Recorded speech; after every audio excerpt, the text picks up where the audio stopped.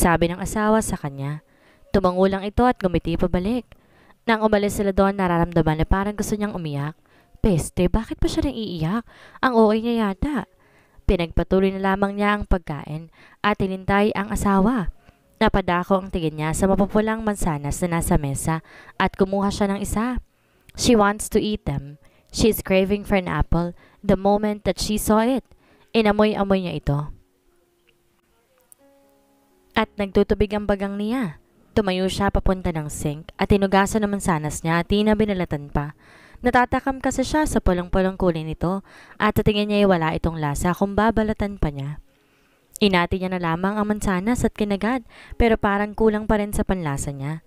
Nagtungo siya sa malaking ref nila at kumuha ng fresh milk at powder milk at ilagay niya sa blaso at patito at bumalik na sa upuan niya kanina. Excited na excited siya at takam na takam sa nakikita niya. Nanunubig talaga ang bagang niya at kulang na lamang may heart shape ang mata niya. Pulang mansanas at puting gatas. Ang sarap! Sinawsaw niya sa fresh milk ang mansanas pagkatapos sa powder milk naman bago niya ito kinagatan. Ang sarap! Napapikit pa siya nang sumabog sa bibig niya ang napakasarap na lasa noon. What are you eating? Nabaling ang atensyon niya sa asawang nagsalita. Napabalik na pala ang asawa niya. Nakakunot ang kilin na nakatingin ito sa kanya at sa kinakain niya. Gusto mo? Tanong nito habang busy sa pagkain. Apple with fresh milk and powder milk? Seriously? Naguguluhang sabi nito. Sinamaan niya lamang ito ng tingin. At kumain na ulit. Wala siyang pake sa asawa noon. Basta sarap na sarap siya sa mantanas at gatas niya. Nakalimutan na rin nga niyang kasama nila si Nat sa isang bahay dahil lang sa mansanas at gatas sa kinakain niya. Nagising si Sandra dahil sa sikat ng araw na tumatama sa mukha niya. Idagdag pa rito ang sakit ng ulo niya. Bumangon siya sa pagkakahiga at tumpo habang sapo-sapo ang ulo niya. Inilibot niya ang paningin niya sa paligid at napagtantong walang asawa niya. Baka nasa baba na yun ang ani ng isip niya. Gustuhin niya mang humiga ulit at humilata sa kama niya buong hapon, hindi po pwede. Kailangan niyang asikasuhin ng asawa niya kahit medyo nagtatampo siya rito. Dahil kahapon pagkatapos sila mag-lunch, di na nito tinupad ang pinangako niyang mamamasyal sila sa kadahilan ng may bisita sila at iyon ay sinat. Bumangon siya at tumiretso sa banyong tamad na tamad. Nabigat ang nararamdaman niya. Ginawa niyang dapat gawin sa loob ng banyo at saka lumabas. Habang tinatali niyang buhok niya, nakaamoy siya na napakabango, nakakagutom. Dumiretso ito sa kusina at doon natagpuan niya ang matipulong likod ng asawa niya na nagluluto. With Natalie. Tahimik na lang pumasok siya sa kusina. Mukha namang napansin ng asawa niyang presensya niya at nakangiting lumapit dito. Hinalikan siya nito sa labi kaya medyo nailang siya dahil alam niyang nakatingin sa kanya si Nat. Good morning, sleepyhead. I cook for breakfast. Pagmamalaki nito at saka iginiya siya paupo. Good morning. Nahihiyan nitong bati sa asawa. Good morning, Sandra. Nakangiting bati ni Nat sa kanya nang initian niya. Good morning, Nat. Bati niya pabalik. Umalis si Eros at kinuha mga pagkaing niluto. Bacon, hotdog, ham, sunny side up eggs, scrambled egg and pancakes. Bibitahin na ba ako? Natatawa niyang sabi habang nakatingin pa rin sa mga pagkain. Of course not, baby. I just don't know what you want so I prepared a lot. Paliwanag nito na kinakilig niya. Samantalang nanatili lang nakatingin sa kanila si Nat. Do you want some coffee? Tanong pa ng binata sa kanya na ikinailing niya. Fresh and powder milk na lang, sabi ng dalaga. Parang gustong-gusto nito ng gatas at kahit hindi naman hilig niya iyon. Feeling niya tuloy ngayon prinsesa siya dahil sa inaasal ng asawa niya ngayon. Never pa kasi siyang pinagluto ng asawa at hindi niya alam kung ano nakain ito ngayon para ipagluto siya. Nakakunot pa ng kilid ng binatay, nagtungo pa rin sa refrigerator para kumuha ng gatas. Here, ani Eros. Thank you. Masaya niyang turan sa kainin ng gatas na bigay ng asawa. Mahilig ka pala sa gatas? Tanong ni Nat sa kanya na ikinailing niya.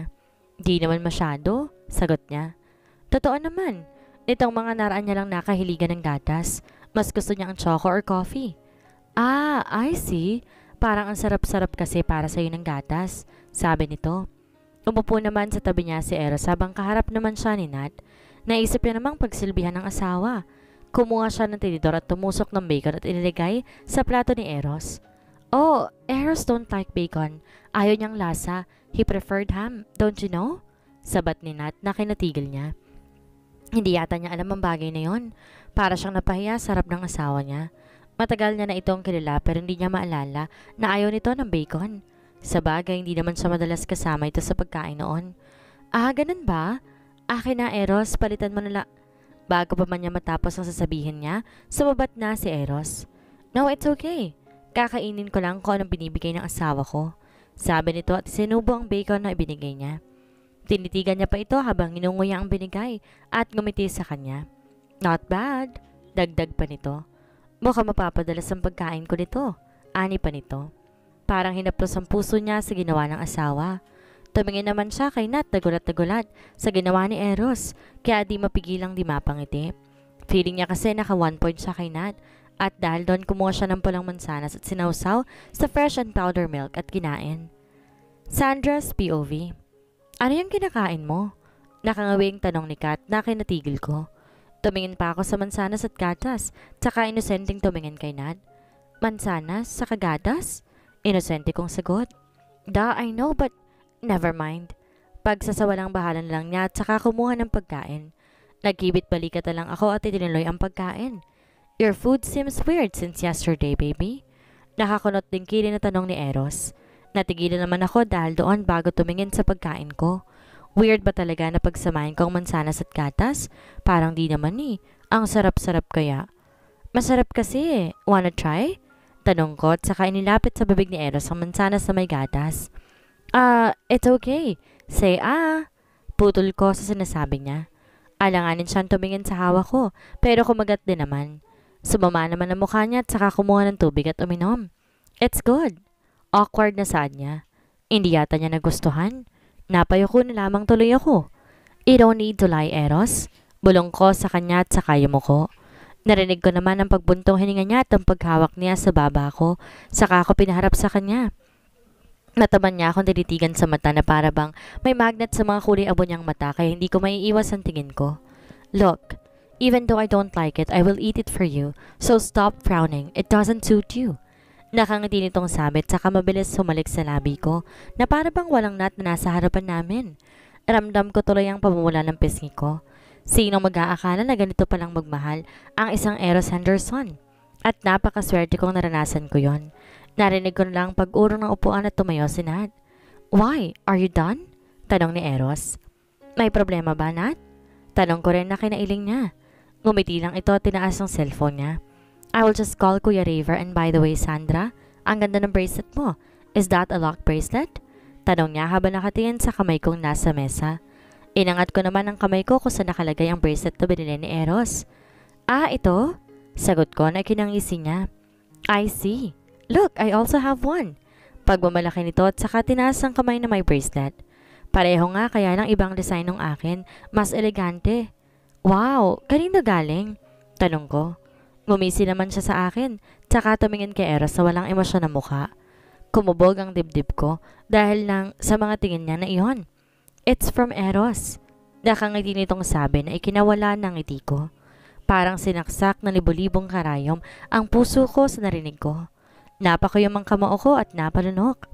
Parang may bumabara sa lalamunan ko na hindi ko malunok. Binigyan niya ako ng bagay na binigay niya rin kay Nat noon. Kay Eros? Parinigurado ko. Baka mali lang pala ako ng dinig, diba? Yeah, he gave this to me when we are in a relationship. Ano mo naman siguro yun, diba? I just can't take it off because it's locked. Tinapon kasi ni Eros yung susi kasi naniniwala siya na hindi naman kami maghihiwalay, that we are for Eros cut her off. Natalie, my wife is just beside me and you're telling her that story that happened in the past. Do not be insensitive. Matalim na sabi ni Eros. Tahimik na lang ako dito habang kagat-kagat ang pang-ibabang labi ko. Para mapigilan na nagbabadyang luha. It's all in the past. Move on. Malamig na usal ni Eros. Umakto na magulat si Natalie bago siya bumaling sa akin. Oh, yeah. I'm sorry, Eros. I'm sorry, Sandra. I just can't help myself to remember those stories. Wala naman akong intensyong masama. I am sorry if I sounded insensitive. I will leave you alone. I'm really, really sorry. Excuse me. Paalam pa nito pero may dinagdag pa ito bago umalis. And Sandra, I do like your necklace with a violin pendant from Sandejas Jewelry. It suits you. Saka natuloy ang umalis. Nanatili lang ako na kayo ko. Akala ko ako yung binigyan niya ng ganitong bracelet. Hindi lang pala ako. Pareho pala kami ni Natalie na binigyan niya. At ang mas masakit pa noon, itinapon niya ang susi na pampabukas dun sa bracelet dahil naniniwala siyang sila na talaga. Para akong ikalawang option para sa kanya. Is that from Sandoval? Madilim ang mukha niya na parang kakain ka sa talim ng tingin niya. Napahawak naman ako sa kwintas na ibinigay ni Vince. Regalo lang niya sa akin to. Hindi niya ako pinatapos sa sasabihin ko dapat. Throw it. I don't want to see you wear that necklace. Galit ng utos nito. Para namang lahat ng hinanakit ko kanina ay naging galit na umakyat sa ulo ko at nilabanan ng matatalim niyang mga tingin. Inangat ko ang kamay ko at inilahad sa kanya. Unlock it then. Malamig na sabi ko na tinutukoy ay ang bracelet na suot ko. Nag-iba naman ang emosyon niya. Mula sa nakakatakot naging maamo siya. Is it because of Natalie? Look, matagal na yon. Ikaw ng asawa ko. Ako naman ang pumutol sa sasabihin niya. Unlock it. Ulit ko. Napabuntong hininga siya at umiling. I don't want to. Matigas niyang sabi. You can't? Napangiti ako ng mapakla. Hindi siya kumibo. Then don't expect me to throw this necklace if you can't unlock this bracelet. Do not be unfair, Eros. Mapait kong sabi at saka tumayo at kinuha ang mansanas. At kagat ko at saka umalis. Do not be unfair, Eros. Mapait kong sabi. Ewan ko ba kung bakit nilala ko pa tong mansanas at gatas ko eh. Ang weird. Dumiretso na ako sa kwarto at mabilis pumasok at sumandal na sa pinto. Doon na tumulo ang mga luhang kanina ko pang pinipigilan. Masaya naman kami eh. Pero mula nung dumating si Nat, parang bigla ako nakaramdam ng takot. She was Eros' past lover and I am just his wife. Hindi ganon kadaling makalimutan ng ko naman ang naging relasyon nila. Kahit hindi ko pa sabihing mahal niya ako. Nanliliit ako sa sarili ko tuwing naaalala ko na they rejected me in the past dahil baka kay Natalie. Bakit ba? Sa dinami-rami ng pag-iistayan dito pa. Bakit sa dinami-rami ng bansa dito pa? Bakit sa dinami-rami ng bracelet ito pa? Nasa ganoon akong sitwasyon na maramdaman ko ang pag-vibrate ng cellphone ko. Para natuloy talaga akong bata. Sandra, are you crying? Tanong niya sa kabilang linya na mas kinaiyak ko. Hey, what happened? Nag-away na naman ba kayo? Puro ng pag-aalalang tanong ni Steph. Huminga muna ako na malalim saka nagsalita. Kinuwento ko sa kanya ang lahat na nangyari. So nandyan si Nat and she was your husband's past lover? Gulat na tanong ni Steph. Oo, sagot ko. What if hindi lang past lover? Paano kung siyang first love ni Eros? So kaya pala absent din si Nat? I can't believe it. Nagsasama-sama kayo sa isang bubong at pumayag ka? Di makapaniwalang usal nito. Ayoko namang maging mean kay Nat. Wala na siyang pupuntahan. Paliwanag ko. Nakaupo na ako ngayon at nakasandal sa headboard ng kama habang kumakain ng mansanas. Tinunasan ko ang mangilang luha sa mata ko. Gaga, dapat wag kang umangawa-ngawa dyan. Umayos ka nga, Sandra. Ikaw ang asawa. Ano naman kung parehas kayo na binigyan ng bracelet ni Sir Eros? Does it matter? Past na lang siya. Ikaw na ang present kaya chin up. Pagpapakalma niya. Tipid na napangiti na lang ako dito kay Steph. Tama naman siya. Ano naman kung dati silang magkarelasyon? Ako naman ang mahal niya ngayon, hindi ba?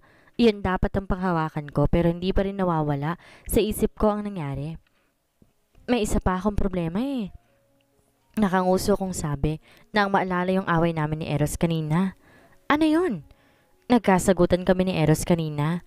Anong gagawin ko? Ipinatapon niya kasi yung kwintas na regalo ni Vince sa akin tapos sinabayan ko pa siya dito sa bracelet. Help me, Steph? Hindi ko talaga alam kung kanino ako kumuha ng lakas ng loob para sagutin ko yung matatalim na tingin ni Eros sa akin kanina. Feeling ko tuloy ang sumasama akong asawa. Nag-umpisa na naman tuloy magtubig ang mata ko. Nagiging emosyonal na naman ako. Wala namang mali sa ginawa mo. Paminsan-minsan dapat ibas mo rin yung hinanakit mo, no? Hayaan mo namang si Sir Eros ang umalo sa'yo. And I have an idea. Sabi pa ni Steph na sa tingin ko ay nakangisi ngayon. Ano na naman yun? Tanong ko. I'll message it to you. Tingnan natin kung effective. Bungis-ngis nito sa kabilang linya. Kinabahan tuloy ako sa plano ng babaeng to. Bahala ka. Siguraduhin mo lang na effective yung plano mo, Steph ha? Nga pala, wala ba si Claire dyan? Tanong ko. She's with Vince right now. Why? Gusto mo tawagin ko siya? Tanong niya. Mukha nagiging close na ang dalawa. Speaking of, wala pa rin talagang paramdam si Vince.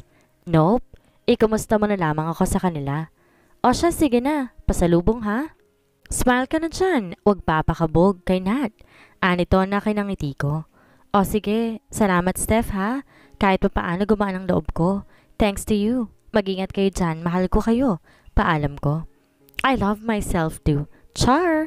I love you rin. Pasalubong ha. Bye-bye! Paalam niya rin. Nangiti na lang ako na maputol ang tawag. Kahit paano naibsan ang lungkot ko. Ilalagay ko na sana sa bedside table ang cellphone ko nang tumunog ito. A message from Steph. Give him a silent treatment. Men hate it. Hayaan mo mabaliw siya kakaisip at kumuha ng paraan para kausapin mo siya.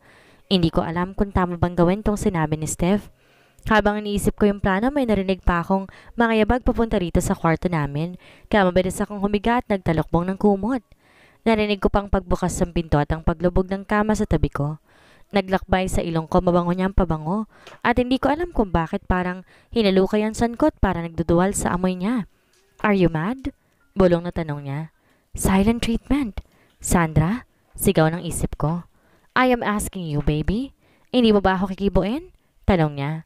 Umiga siya sa tabi ko at yumakap sa akin. Siniksik ang mukha niya sa leg ko na kinangiwi ko. Nasusuka ako sa amoy niya. Galit ka ba, wifey? Tanong niya. Wifey? First time niya akong tawagin ng ganon na kinakabog ng dibdib niya. Mas lumapit siya sa akin kaya mas naamoy ko ang pabango niya na mas nagpaikot ang tiyan at sikmura ako. Nalapit pa sana siya nang itaas kong kamay ko at bumangon palayo sa kanya. Ito na ang gamit-gamit niyang pabango mula noon. Iba ang amoy ng pabango niya sa akin ngayon. Ang baho. Wag kang lalapit. Lumayo ka. Sigaw ko pa na kinatigil niya. Kita kong sakit na gumuhit sa mga mata. Sorry, bulong niya. Di ko na muna pinansin ang sinabi niya. Tumakbo ako papuntang banyo at nilakang pinto, tsaka dumiretso ng sink at doon nagsuka. Ang baho kasi talaga ng pabango niya eh. Ang sakit sa ilong? Wait, sinigawan ko ba siya and did I heard him say sorry? Tanong ko sa sarili ko habang nakatingin sa salamin dito sa banyo. Pero ano nga ba ang nangyari sa akin? Naiwang nakatulala si Eros sa kwarto, nila ng asawa. Di niya akalain sisigawan siya ng asawa niya. Damn, I am such a jerk. Inis na bulong niya sa sarili. Puro ng prostasyon yung sinuklay ang buhok niya. Alam niyang mali siya at hindi siya kinonsidera ang nararamdaman ng asawa ng payagan na dumito, si Nat. Napaka-insensitive niya pero hindi niya rin kayang pabayaan ng dalaga dahil kahit papaano nga ay may pinagsamahan naman sila. Nagsiselos lang din naman siya dahil ayaw niya na may sinusot ang asawa na galing sa ibang lalaki, lalo pang at galing kay Sandehas. He may be sweet but he is also possessive. When it comes to her lovely wife at di niya yata kayang makita na galit sa kanyang asawa. Mababaliw siya kapag hindi pa niya kinibo ng asawa. Alam na niyang galit at nasaktan ng asawa niya dahil sa kagaguhan niya. Sinasabayan pa niya. He is a jerk husband. Kasi simula pa lang nila tapos ganito na. Damn himself. Kinapa niya ang cellphone niya at mabilis na nagtipa. Di niya ugaling humingi ng tulong pero sa asawa, wala na siyang pakialam pa sa ego niya. Kailangan niyang gumawa ng paraan para kausapin siya ng asawa. Nandito sila para mag-enjoy at di para mag-away. Mabilis niyang nahanap ang pangalan ni Ford at tinawagan ito na mabilis naman itong sinagod. Yes, boss? Tanong ng nasa kabilang linya. What will I do, Ford? Bungad niya. Bakit, boss? May nangyari po ba dyan? Tanong ng binata na halata ang pag-aalala sa boses nito. My wife is mad at me. Diretso niyang sabi. Wala na siyang panahon pa para mahiya. Narinig naman niyang pagsinghap ng kabilang linya. Galit si ma'am sa inyo? Ano bang ginawa ninyo, boss? Usisa nito. Napabuntuhin niya siya. It's about bracelet I gave to Nat noon. Umpisa nito at saka kinuwentong lahat na nangyari kay Ford na nakinig lamang sa kanya. Boss naman kasi, dapat naman ibinigay yung bracelet kay ma'am. Tsaka bakit naman po ba pinatira niyo si Nat dyan? Alam naman po natin lahat na pass niyo po iyon. Napaka-insensitive niyo naman po kay ma'am. He cut him off. I don't need your exhortation, Ford. I need your help. Inis pang sabi niya. Alam niya na kasi mga sasabihin ng binata at ayaw niya nang marinig yun dahil alam niyang tama ito. Suyuin niyo. Tiyak na lalambot ang puso ni ma'am sa inyo. Knowing her, she is kind-hearted. Suhestyon nito na kinakunot ng noo niya. How? Kunot noo pang tanong niya. Ipagluto niyo, boss. I already did it. Sagot niya. Sayawan niyo, boss. Wanna die, Ford? Matalim ang sabi nito dahil sa kalokohan ng binata. Siyempre hindi. Kayo naman, boss. Hindi naman na kayo mabiro. I am dead serious here. Banta nito. Alanganin namang tumawang kausap niya sa kabilang linya. Sorry na, boss. Alam ko na. Use your charm. Romansahin ninyo. Your dirty mouth, Ford. I swear I'm gonna put my bullets in your head. Galit pang sabi nito. Ayaw nga siyang palapitin ng asawa sa tabi nito. Para naman niya magagawa ang suhestyon na yon. Joke lang ulit, boss. Kayo naman masyado mainit. Eto, seryoso na. Haranahin ninyo. Harana? Tanong niya. Yes, boss. Serenade, ganun. Napakunot ang noon niya. Uso pa ba yun? Pabulong na sabi niya. Of course, boss. Ang harana hindi nalalaos. Trust me. Siguradong di ka matitiis ni ma'am kapag ginawa mo yun. Yun kaya ang pinaka-sincere na gawin para sa mga babae ngayon, no? Let her feel your message through music. Paliwanag ng binata. Napatango siya dahil doon. Gusto niya ang ideya nito. I will try it, but if I fail, magdasal ka na. Pabirong banta niya na kinatawa ng kausap. I will not do that, boss, because I know that you will not fail. Natatawang sabi pa nito na ikinailing niya. By the way, prepare our private plane. Areglado, boss. He ended the call saka lumabas na. Sakto naman paglabas niya, nakasalubong niya si Nat. Wala siyang galit sa dalaga kahit alam niyang ginagawa niya ito para magkagalit sila ng asawa. Alam niya kasi ang pinagdaanan ni Nat dahil napagdaanan niya rin ito, kaya siguro hindi niya magawang magalit dito. Dalampasan na sana niya ito nang pigilan siya nito. I'm sorry. Sinserong sabi niya. Tinitigan niya ang mukha nito at saka bumuntong hininga. He knew she's being sincere. I know you did that on purpose, but I will let you go this time, Nat. But if you do it again, I'm sorry but I don't know what will I do to you. Banta nito sa dalaga. Mahal mo na ba siya? Walang emosyong tanong ng dalaga na kinatigil niya. Ilang segundo bago siya sumagot. Yeah, I really love her. I love her so much. Sagot nito na walang pag-aalangan. Paano ako? Di mo na ako mahal? Puro nang hinanakit at tanong ng dalaga na ikinatigil niya. Is she still in love with him? Tanong niya sa isip niya. He hoped not. I did not. I did. I loved you. Sagot niya. Napakuyom ang kamao niya na makitang pamumuo ng luha sa mga mata nito. Nag-umpisang pumatak ang mga luha sa mga mata niya. Late na ba ako? Wala na ba talaga? Humihikbing tanong ng dalaga. Naaawa siya rito pero kailangan nitong magising sa katotohanan na may asawa na siya.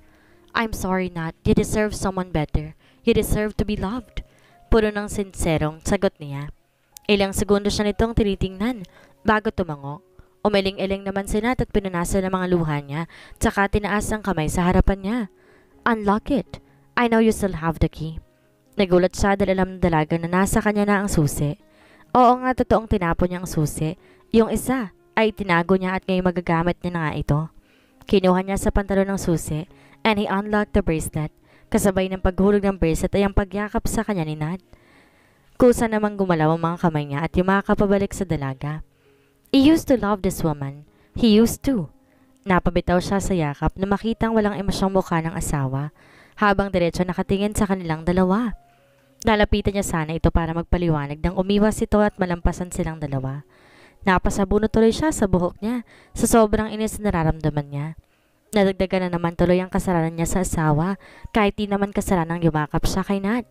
He is just comforting Nat for Pete's sake but still, he is not invalidating his wife's feelings.